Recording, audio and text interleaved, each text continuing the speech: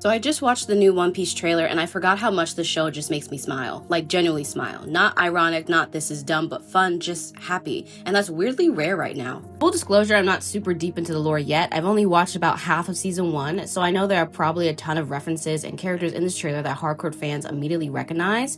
But even without knowing all the backstory, it still works, which I think is actually a really good sign. What I love about One Piece and what this trailer reminded me of is the tone. It's so bright and chaotic and silly, but it takes itself seriously, and that balance is really hard to pull off. Like, yeah, they have literal snails for phones, and somehow it doesn't feel goofy or campy because the world treats it like it's normal, the characters treat it like it's real, so you treat it seriously too. It never feels like the show is winking at you like, haha, isn't this dumb? It just commits, and when a story commits, you buy in. The trailer especially feels bigger, more adventure, higher stakes, more emotional moments. There were a couple shots where characters looked straight up teary-eyed, and I was like, they're gonna hurt us this season, aren't they? And then dinosaurs, I did not have dinosaurs on my One Piece bingo card, but I'm here for it. The new villains look awesome too. I don't know their names yet, I don't know their arcs, but visually, energy-wise, they look fun in that very One Piece way where they're kind of ridiculous, but also kind of terrifying at the same time, which is exactly the vibe this world does best. I am really curious how they're going to structure this season though, because for us, it's been 3 years since season 1. That's a long time. So are they going to pick up immediately where we left off, or are they going to do a little time jump? I generally don't know how the manga handles that, but it'll be interesting to see how they bridge that gap,